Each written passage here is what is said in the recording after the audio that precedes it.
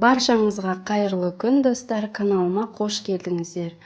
Бүгін дәл осылай дастарханның сәнін келтіретін өте жұмсақ әрі сүп сүйкімді күлше нандар дайындаймыз. Жасалу жолы өте оңай, құрамын, мөлшерін барлығын описаниеде және видео соңында қалдырамын. Ең алдымен ыдысымызға жылы сүтімізді құйып аламыз, одан соң жылы суымызды құйып аламыз. 1 ас қасық ашытқы, 2 ас қасық қант және де 1 шай қасық тұзымызды салып, барлығын жақсылап араластырып аламыз.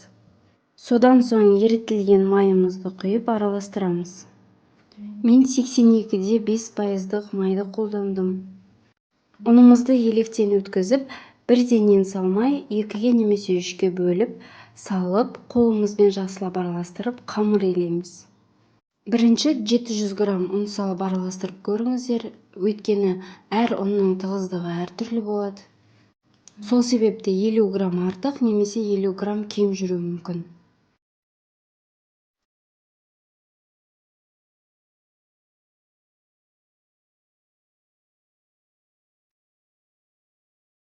Көріп тұрғандарыңыздай тығыздығы орташа жұмсақ нан иленіп шықты.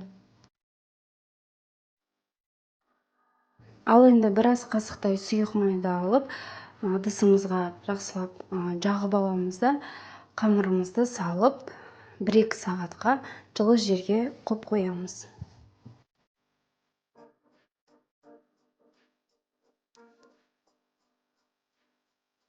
Көріп тұрғандарыңыздай қамырымыз үлпілдек әдемі болып көтерілді. Енді қолымызбен 1-2 елеп аламыз да, бірдей бөліктерге бөліп шығамыз. Қамырдың жақсы көтерілуі ашытқыға байланысты, сол үшін срок өтіп кетпеген балғын ашытқы пайдаланғандарыңыз дұрыс болады. Енді бірдей бөліктерге бөліп, өстіп видеода көрсетілгендей домалақ формаға келтіріп, арасын алшақ етіп, ыдысымызға салып аламыз.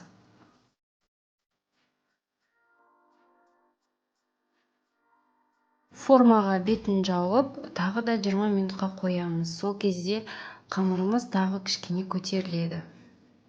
Енді қазір нанның формасын келтіретін боламыз. Осылай қамырдың дәл ортасын басып, қамырымыздың әдемі формасын шығарып аламыз. Осылай нанның бетіне жұмыртқаны жағып алған соң, әсемдік үшін бетіне күнжіт сепсе болады.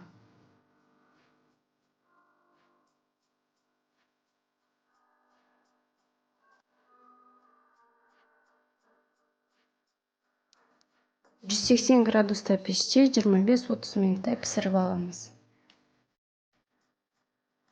Осымен біздің сүп сүйкімді жұмсақ күлше нандарымыз дайын.